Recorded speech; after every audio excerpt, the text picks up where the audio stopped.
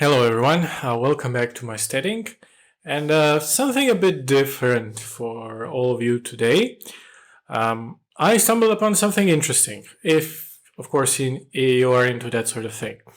Back in 2010, George R. R. Martin, of course the famed writer of A Song of Ice and Fire, has written a sort of a what if short story depicting a tournament of seven between Rand versus Jaime Lannister, and I thought about just reading you it today and see how we all feel about it. So, preamble: the epic tournament of fantasy champions is down to its final match. Sir Jaime Lannister, the Kingslayer, versus Randall Thor, the Dragon Reborn. They're fighting on the turning grounds outside King's Landing. Rand has his Heronmark sword, his channeling ability, D1 power. Jaime has a sword, a lance, a horse. And, since Rand accepted his challenge to make this a trial of seven, Jaime also has some friends. Here's my version of how the fight goes down. And just a preface, I haven't encountered any of the spoilers. I was taking a risk on taking this on and reading this, but this is all very general, and I'm now on the seventh book. I have finished it now, and even if I were on, say, I don't know, second one, this is all very, very general and just a fun playground. So, without further ado, let us start. A cold wind was gusting from the north, but the turning grounds beside the river were crowded nonetheless. The small folk had begun streaming out of the city gates in the early morning to claim the best places in the great wooden grandstands that had been thrown up between the massive walls of King's Landing. The battle to be fought today would be one to tell their grandchildren about. A champion was coming from another world, a sorcerer of terrible power, to face Sir Jaime Lannister in a trial of seven. Hardly a man there had been alive the last time a trial of seven had been fought in Westeros, and none had ever seen one like today's. The talk around the city was that this wizard Randall Thor meant to fight alone against the Kingslayer and six companions. Some of them would be from distant realms as well, with powers and skills that made them legends in their own right. There will be songs sung about today's battle, the old men told themselves, as they settled onto their benches, eager for the fray. Sir Jaime's pavilion stood at the west end of the lists. All of crimson silk it was, with a golden lion's head adorning its center pole. Within, Jaime Lannister sipped at a cup of arbor red, while his squires armored him from head to heel in gilded steel. "Does this Rand have a title?" he asked his brother. "How shall I address him? Sir Rand? Lord Rand?" "He is not a knight," said Tyrion, "nor a lord. He started as a farm boy, but he's risen high. Is he a king? Jaime had killed a king before. Royal blood did not daunt him. Kings and queens and princes do his bidding," said Tyrion.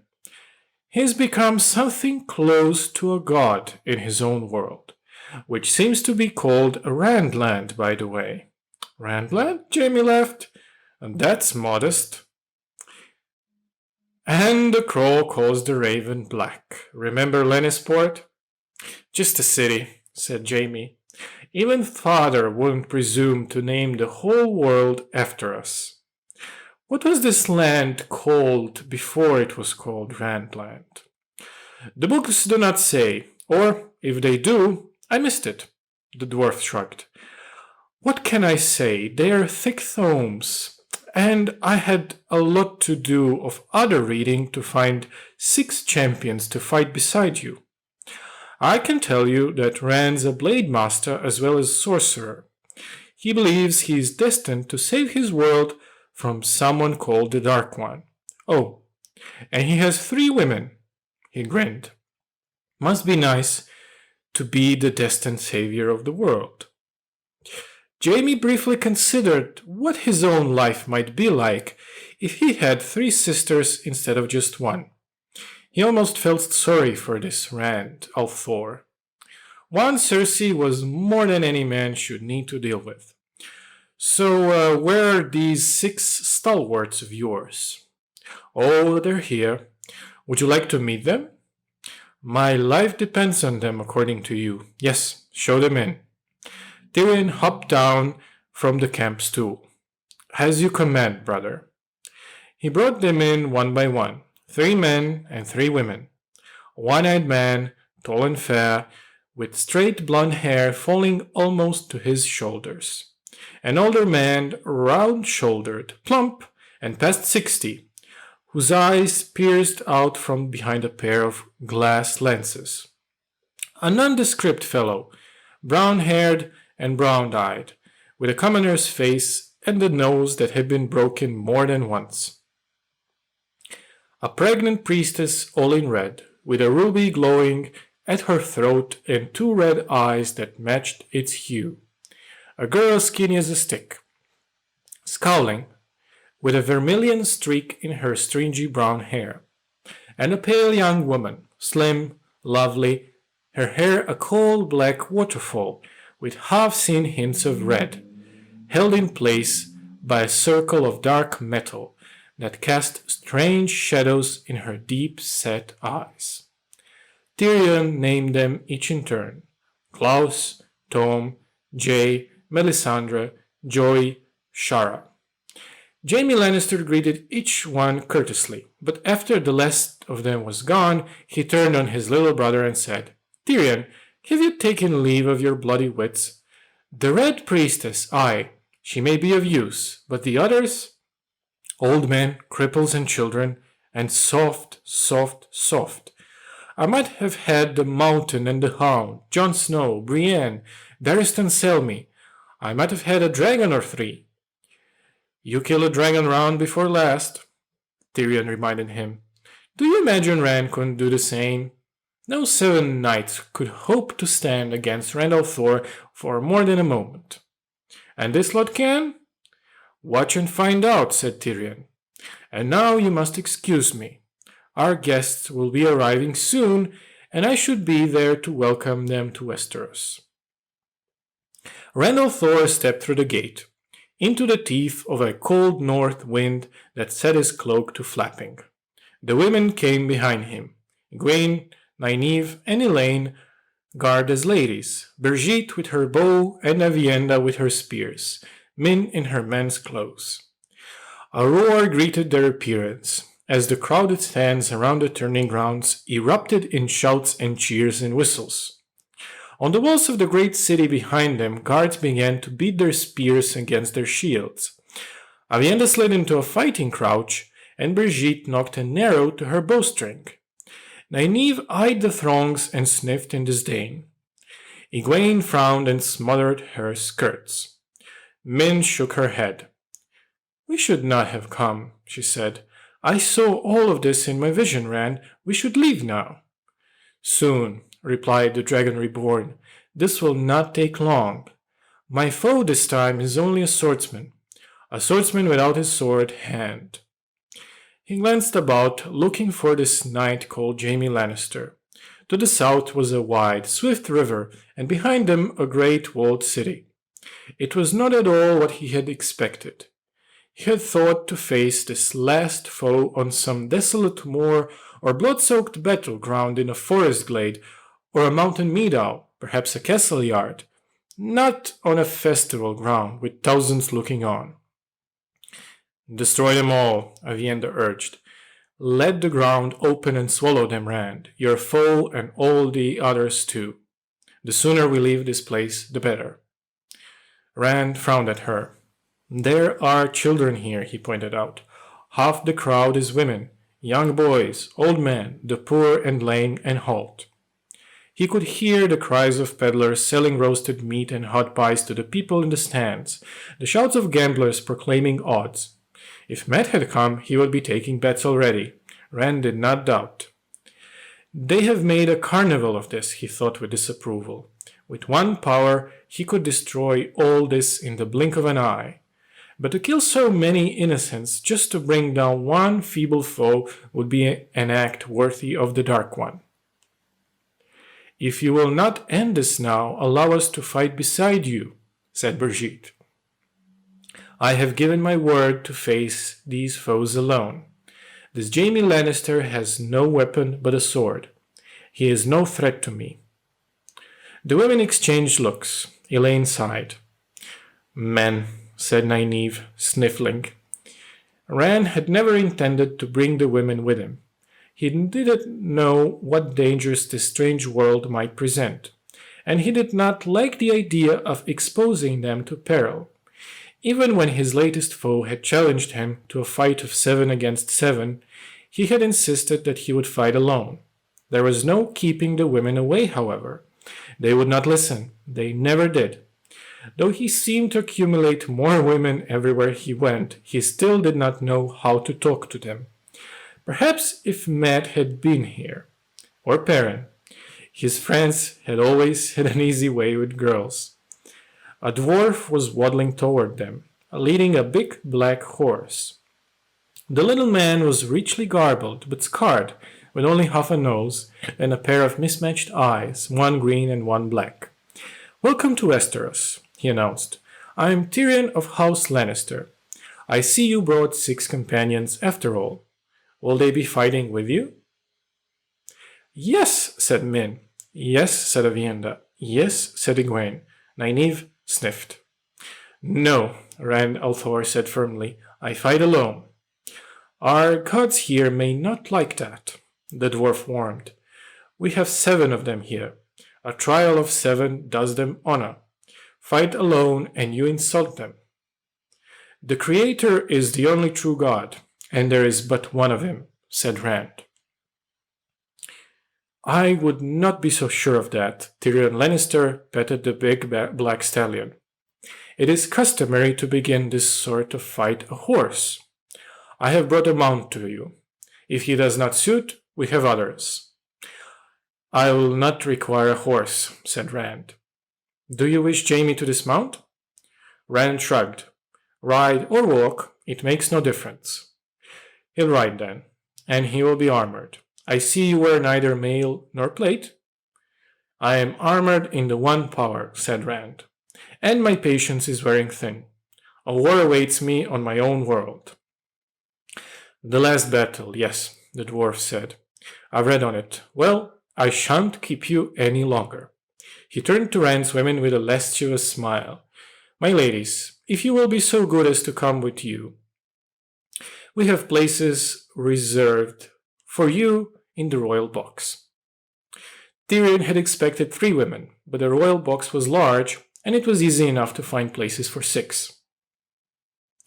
The dwarf let the dragon reborn cool his tail in the middle of the tourney ground, whilst he introduced his entourage to his own sweet sister and her son, the little king. Several of Rand's women were channelers, who commanded the same sort of sorceress powers that he did, and Tyrion was half hoping that Cersei would say something especially snotty to one of them and get turned into some sort of reptile, or perhaps just flamed into a cinder. But unfortunately, the queen decided to be on her best behavior this morning and was all grace and warmth and smiles. And Tommen charmed the women, as the dwarf had expected he would. Cersei has brought some documents for him to sign and seal, and the boy king was soon happily showing how Randlanders, how he melted the wax and pressed the seal down into it to make an impression. Thankfully, none of the Rand's ladies read the common tongue of Westeros, so they did not notice that the documents Tommen was signing were all death warrants. After a few moments, all of them but Min were cooing happily over him. Min worried him, if truth be told. The archer and the spear maiden were dangerous, but he did not doubt and the channelers doubly so with the sorcerer's skills. But only Min truly seems to sense the peril their lord was in. "Keep an eye on that one," he whispered to Jay and Joey, as he settled down between them, just behind Rand's women. Jay nodded. Joey scowled. "If I fucking feel like it, I will. Where are my real clothes? I feel like a fucking idiot dressed up in this shit. You didn't tell me we were going to Rand Fair." Jaime Lannister trotted onto the field on a chestnut courser with a tawny mane, clad in golden armor that flashed and glittered in the sun. His helm was wrought in the shape of a lion's head, manned and roaring. His mount was caparisoned in flowing crimson silks, emblazoned with a golden lion of House Lannister, and white cloak of Kingsguard Knight flowed from his shoulders. A heavy oaken shield was on his right arm, a steel-pointed lance clasped in his right hand. The wrong hand. A heavy oaken shield was on his right arm, a steel-pointed lance clasped in his left hand. The wrong hand. His right, the golden hand, could no more hold a lance than it could a sword. There was a time not long ago when Jaime was as good a jouster as any in 7 kingdoms, with a good chance to win any tourney that he entered. That time was gone. The crew grew hushed for a moment. Then a sound swelled up, a mix of cheers and curses. King's Landing had no reason to love the Lannisters, though Jaime himself had always been a favorite of the small folk, if only because the cleverer ones had won a deal of coin wagering on him. He wondered how the betting was going today. His foe stood waiting at the end of the lists, his cloak flapping in the wind. Young, Jaime thought, looking at him, hardly more than a boy. Rand wore no armor. He had refused both horse and lance, just as Tyrion had said he would. It ought to be a simple thing to ride him down and drive a lance point through his chest, but Jaime knew better. "Do not try to take him by yourself," Tyrion has warned him. "He has a dozen ways to kill you before you get within 10 yards of him. This is a trial of 7. You cannot win it by yourself. Use the help I've brought you." The idea rankled. Jaime pulled up and raised the visor of his helm. "Althor," he shouted, "I am told you are a swordsman. So am I. Swear that you will not use your wizard's tricks here before the eyes of gods and men, and I will not call upon my 6 companions. We can settle the matter as men should, just 2 of us, sword to sword." Rand smiles. "You will not gull me so easily, Lannister. What you call my wizard tricks are as much as part of me as my arms and legs. I will not cripple myself for your convenience. Bring on your companions. I fear them no more than I fear you. But come, let us be done with this. I am the Dragon Reborn, and the last battle awaits me." Well, I gave him the chance. "This is your last battle, farm boy," Jaime replied. He put 2 fingers in his mouth and gave a whistle. Klaus was the first to appear, tall as Jaime and even blonder, with broad shoulders and long legs, a patch covering one eye. He was clad in woolen leather, unarmed. Next came Shara, cloaked and hooded, a crossbow in her hands, a quiver of bolts on one hip. Around her brows, half hidden by her hood, was the dark crown. Then Melisandre stepped forward, great with child, her red robes blowing about her sullen belly. Flames danced around her fingers, and the ruby at her throat pulsed red. And from behind Jaime's pavilion, a green-gray shape floated up into the air, something like a bowl turned upside down and armored all in heavy plate, but as large as the tent that concealed it. Up and up and up it rose, though it had no more business floating in the sky than an anvil might have had. Randall Thor studied each in turn. 5, he said. I was told there would be 7. The farm boy can count. Jaime dropped his visor and gave his horse the spur. Randall Thor watched them all come, waiting, channeling, drawing deep of one power. Lannister was charging at a gallop, his lance point lowered. The closest threat and the most obvious, but the one that he feared least. He knew Jaime and all that he was capable of. These others were unknown, and therefore dangerous. The hooded woman had cloaked her crossbow and lifted to her shoulder. She was walking forward too, slowly and deliberately, but quarrels were another known quantity, and posed no real danger to a channeler. The giant iron tortoise shell was more of a mystery, but it was ponderously slow. He would have time to deal with it, he did not doubt. The last two troubled him the most. The big blond man appeared to be unarmed, and the woman... Ran had always been reluctant to harm women, and to send a pregnant woman against him? That was a clever stroke, almost worthy of a Forsaken. Do they think that if they make me kill an unarmed man and a pregnant woman in front of thousands of witnesses, that somehow that will break me? Perhaps it would have once, but Ran was no longer the boy he had been. Jaime Lannister and his friends were about to learn the hard lesson. The hooded woman loosed her quarrel. Ran could feel it flying toward him, the cold morning air rushing past its veins. A heartbeat later, the red-robed woman cried out the name R'hllor and loosed a fireball towards him with a snap of her wrist. Ran could hear it crackling as it sped across the field. He could hear the hoofbeats of Jaime Lannister's warhorse, too, coming closer and closer, tearing up the ground with every stride. Ran reached out with the one power. A sudden gust of air seized the crossbolt and sent it at the one-eyed man with the straight blonde hair. Ran grasped the fireball in mid-flight as well and flung it upwards towards the huge steel tortoise. By then Lannister was almost upon him, the point of his lance leveled at Rand's throat. Rand let it get within a yard of him, then opened the gate, stepped through it, and reappeared at the far end of the field, beside Jaime's tent. The crowd gasped and began to roar and shout. Across the field, the Kingslayer reined up suddenly and wheeled his horse about, searching for his foe. The red-robed woman was closer, though, as she was the first to find him. No more than 5 yards separated them.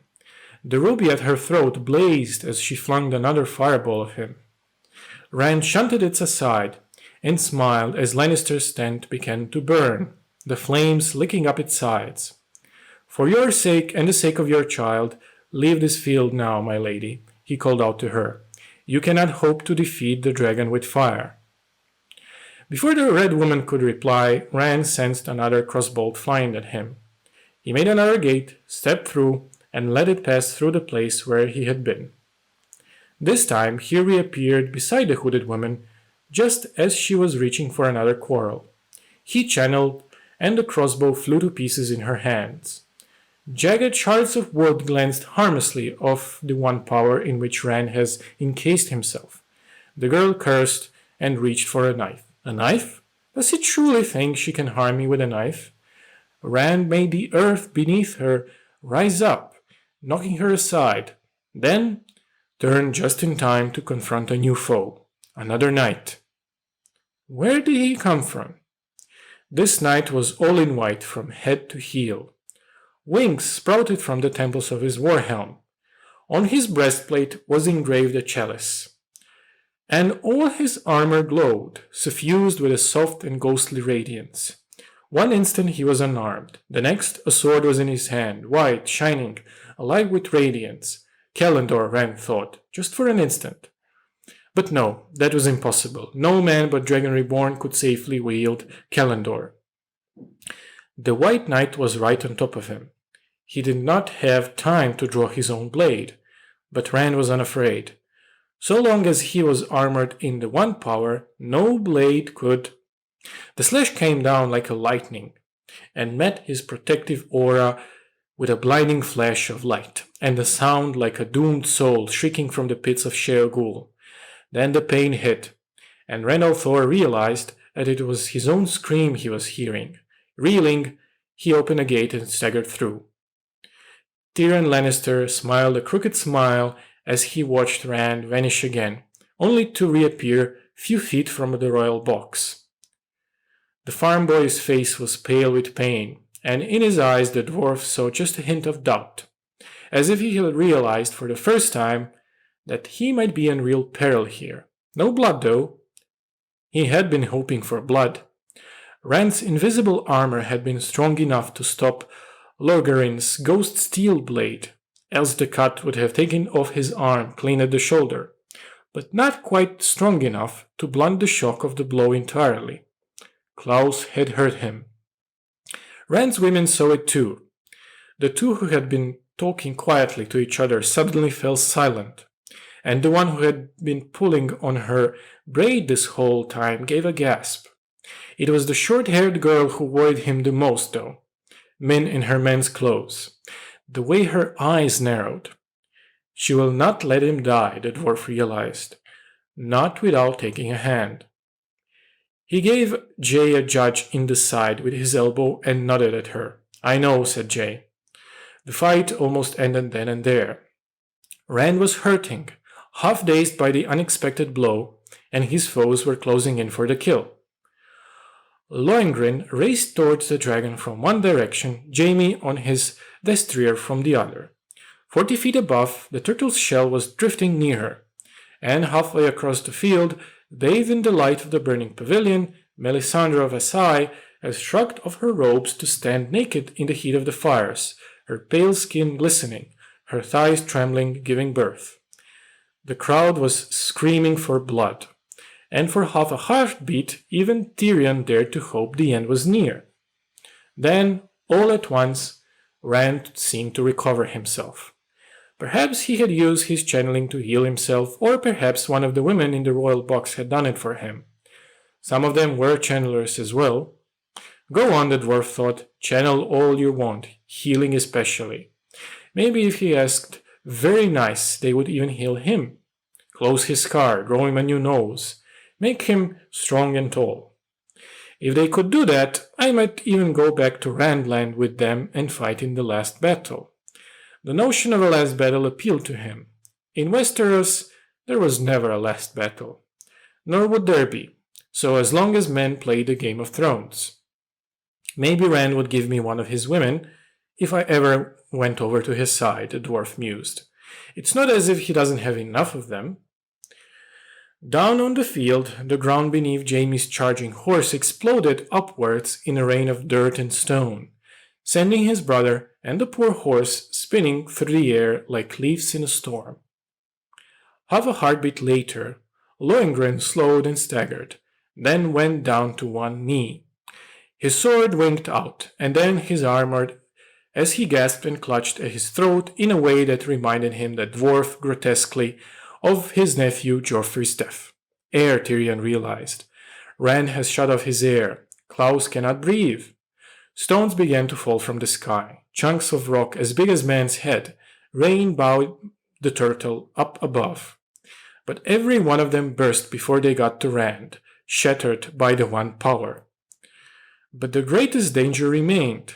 Melisandre had given birth, and the twisted shadow that had emerged from her womb was flying towards the farm boy, swift as thought. The sight of it made even Tyrion afraid. In the stands, grown men began to shriek like little girls, their cries and shouts mingling with the screams of Jaime's dying horse. Rand threw up a wall of earth to block its path. The shadow flew through it. He summoned the whirlwind, but winds cannot touch a thing that has no substance. It was almost on him when he used his balefire. The beam was so bright that it seared the eyes, and Tyrion had to throw up his arms across his face. The shadow was so black it seemed like a hole in the world, impossibly dark, twisted, deformed. They came together in a silence so profound that the dwarf could hear the world groan and feel it shudder underneath his feet. For a moment he was half afraid the stands were going to collapse, and killed a lot of them. When he could see again, the shadow was gone, and Melisandre of Assai as well. My son, Tyrion thought. Somehow he did not mourn him. On the field, Rand was using the balefire once more against the turtle's shell. But this time the beam was feeble, red, like the last light of the sun as it fades in the west. The shell's thick armor smoked, but elsewhere took no harm.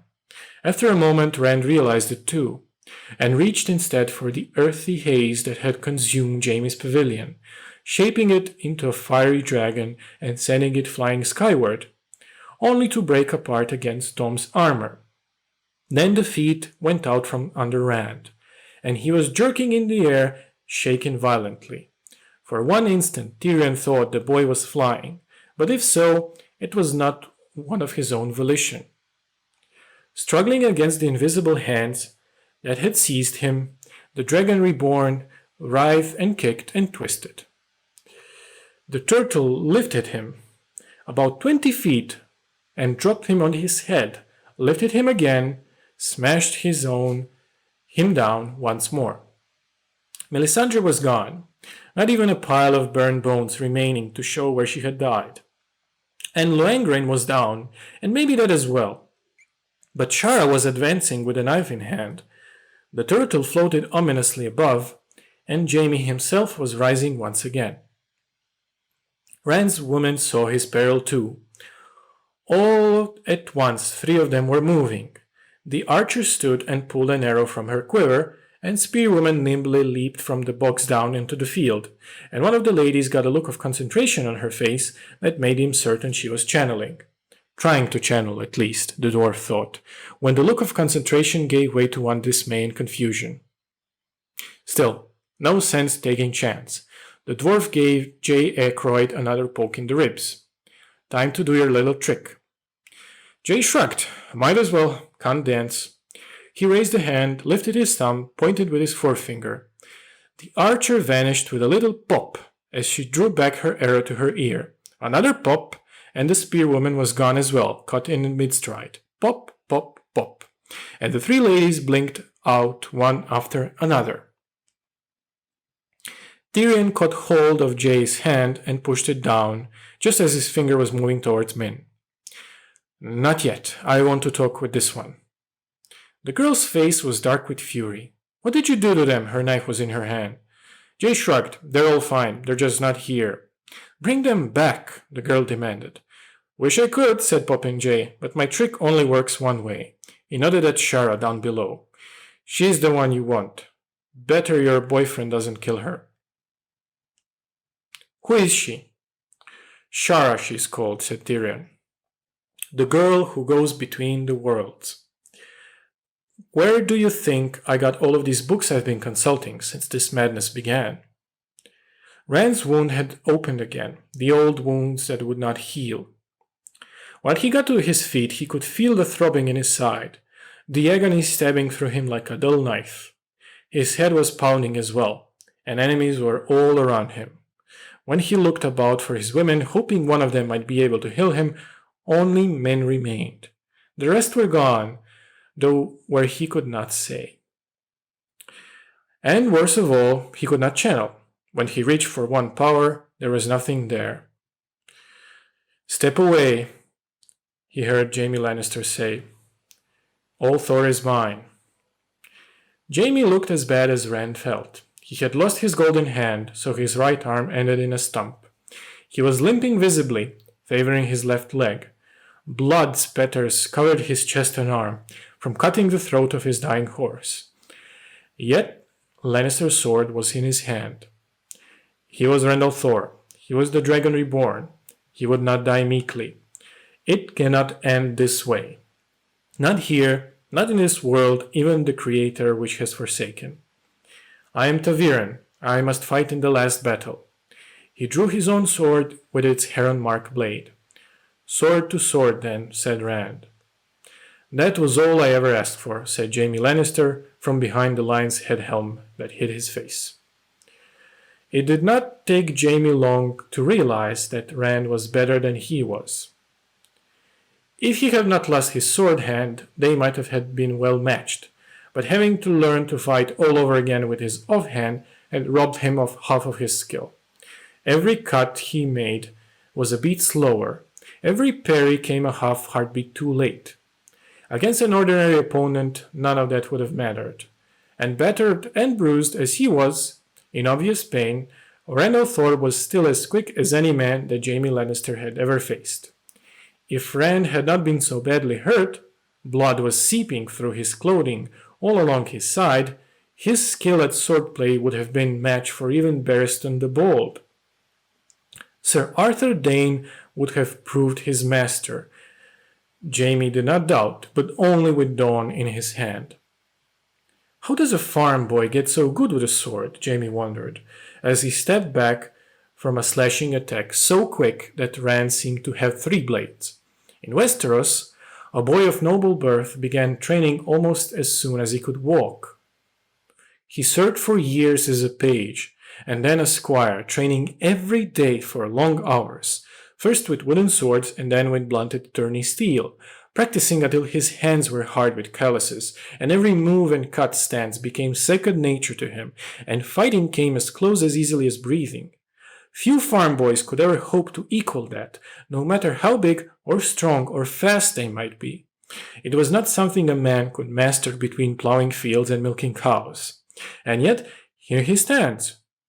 Jaime gave more ground. He did not know what a Taviran was, but plainly, Randall Thor was exceptional.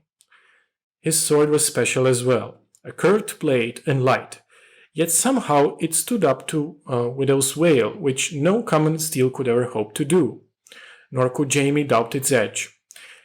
Had he been unarmored, as Rand was, the farm boy would have killed him 6 times by now, slicing through cloth and flesh and bone as if it were cheese. But Jaime's gilded armor was as well forged and heavy, a full suit of plate and mail, and no blade, no matter how sharp or swift or well balanced, was going to cut through it. Rand's only hope was to find a weak spot. Weak spots there were, of course, but even with his sword hand gone, Jaime Lannister was still skilled enough to protect them. And so they thought. Rand slid from one form to another, always graceful, always balanced, as swift onto the parry as on the attack. Jaime let him lead, the better to get the measure of him. Widow's Wail caught and turned most of his attacks, and those that slipped through glanced harmlessly off his plate. Rand's strokes grew even more ornate and elaborate, complex combinations of cuts and thrusts and feints designed to make a foe open himself up for a killing stroke. Swordplay was a dance with him, and every step had its own name. Tyrion had warned him of that. The boar rushes down the mountain, the arc of the moon. The courtier taps his fan. The dove takes flight. Chips of the gilding flew from Jaime's arrow, and chunks of mane from his helm. And then the lightning struck the oak. That one almost did for him. An intricate blend of attack and parry, somehow it allowed Rand to slide a leg behind his own. If Jaime had tried to backpedal, he would have ended on the ground. Instead, he shoved hard, slamming his full weight into Rand, their blades still locked together. He was the bigger man, taller, stronger, and his armor made him much heavier. It was Rand who went down. Jaime kicked the sword from his hand, then pinned his wrist to the ground with his heel. I call that one, the lion knocks the dragon on his tail, he said, as he laid the point of Widow's Wail against the apple of Rand's throat. Now yield, dragon, unless you care to be reborn again and do the whole thing over. Even when it was all done, the girl named Min did not understand how her man had lost. The turning ground were deserted by then. The dead had been carted off by the Silent Sisters. The peddlers had closed the stalls, the winners had collected on their wagers, the losers had paid off and run off. Jaime's pavilion had burned down to the ground, so the Lannisters and their remaining entourage had adjourned to the Red Keep. Tyrion had invited Min to accompany them, while the maesters tended to the Dragon Reborn. Jay and Joey had already taken their leave. And Joey was as angry as she'd been when she arrived, complaining that he'd dragged her off to some fucking Ren Fair world for nothing when she could be partying at Mardi Gras. Jaime sat quietly in the corner, nursing a cup of wine and a healthy collection of fresh bruises. As Tyrion poured cups of arbor gold for Min and Shara, the dwarf explained as best he could. "This is Westeros, not Randland," he said. "That should not matter," Min insisted. "All worlds are but spokes on the great wheel of time." "No," said the girl Shara, with a dark crown and shadows in her eyes. "There are more worlds than there are stars in the sky, more than all the grains of sand on all of the beaches on every earth there is. And on every one of them, men tell themselves that theirs is the one true world, their gods, true gods, that what is true on their world is true everywhere. It never is. I have walked 1,000 worlds, men, this I know." Tyrion nodded. "The one power that Randall Thor and these Aes Sedai of yours employ in their channeling, well, think of it like water. On your world, it is a great invisible ocean, deep and inexhaustible, flowing everywhere, but for a few desert islands you call steadings. Here on Westeros, though, this world is bone dry by comparison to your own. Oh, we have a few deep wells for sure. Here a river, there a lake, but oft as not, what looks to be a lake is really just a puddle. That is what Rand found here in King's Landing. There are magical places in this world, but this is not one of them. When Rand came through the gate and began to channel, he drew upon the power to be found here, and soon exhausted it. Your lover, is it? Husband? Paramour? Whatever you call him, he is very powerful. As I knew from reading the books Shara was kind to bring me. So he drained that puddle very quickly, especially when he made use of his balefire. A few short moments, and he had made a desert. Once that happened, he could no longer channel. Even if what you say is true, said Min, Rand, he is Taviran. There, said Shara, but not here. No one is Taviran in Westeros, said Tyrion. Our gods are fickler than yours. They have no favorites. Though there are a few they like to piss on, now that I reflect on it. Your gods are false, Min insisted. The Creator. I know your Creator, the dwarf broke in. Lord Jourdain. He was called here. He took a sip of wine and smiled sadly. A good fellow, warm-hearted and generous, with a rare fine humor. He lived down south at the Tor and was famous for his hospitality. Lord Jourdain has been much missed by all who knew him. The tales he told will be fondly remembered by all those who heard him. But he did not create Westeros, my lady, no more than Lord Castaigne and Lord Vance and Lord Peake. We have our own creator here, a crueler one than yours, I fear. In his domain, the only pattern is the one men make themselves. There are no Taviran, no man is ever safe.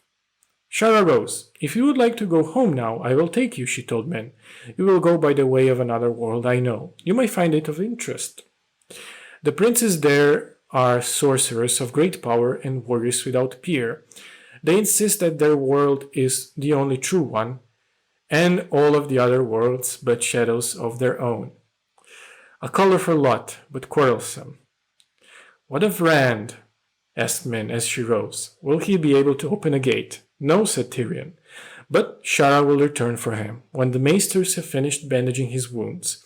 She can only take one person at a time. And Nynaeve and Egwene and the others? The dwarf made a face. That will take a bit more time. Jay can only pop his targets to places he knows. As it happens, he only knows 2 worlds. One is a dismal place called Earth. The other's worse, but we'll return them to you, never fear. You have my word as a Lannister. Rand may need them for his last battle of his. He grinned. Can't have this Dark One winning, after all. He might turn up outside our own walls next. When they were gone, Tyrion turned back to his brother. Well, that's the end of that. I suppose, Jaime sounded wary. A pity we don't have a Dark Lord here. At least in Randland, a man knows who his enemies are. He studied Tyrion. One question, brother. When we parted in the dungeons, certain things were said. I have not forgotten, Tyrion said softly. Nor forgiven? A Lannister always pays his debts, brother, said the dwarf. Why help me then? I would have never survived any of these contests, if not for you. Tyrion Lannister grinned a savage grin. Why, Jaime, he said, swirling the wine in his cup. We are one blood, you and I. No one gets to kill my brother, but me. And there's that. A lot of other references there, but a very touching, I would say, dedication to Lord Jourdain, one and only Robert Jordan. So, what do you guys, gals, and others think of this little what if story?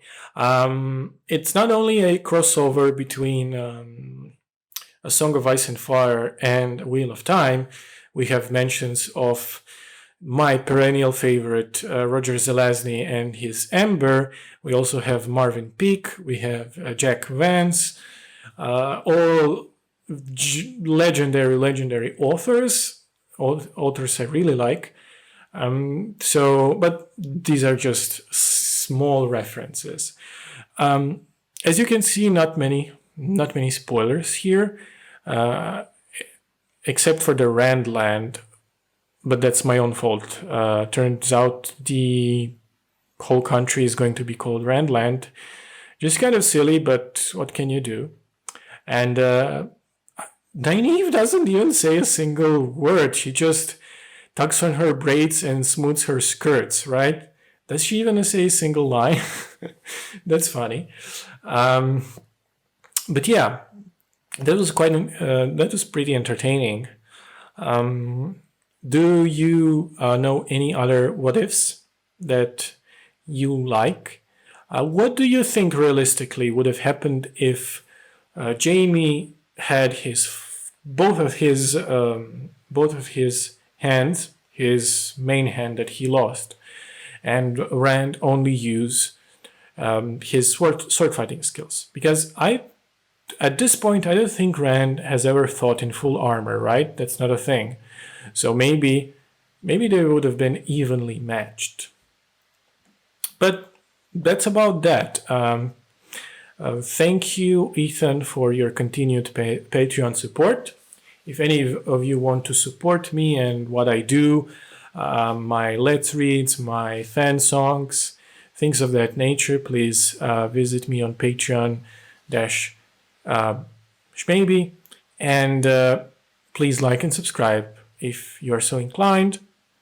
All in all, have a good one, stay safe, and thank you for watching and listening. Bye bye.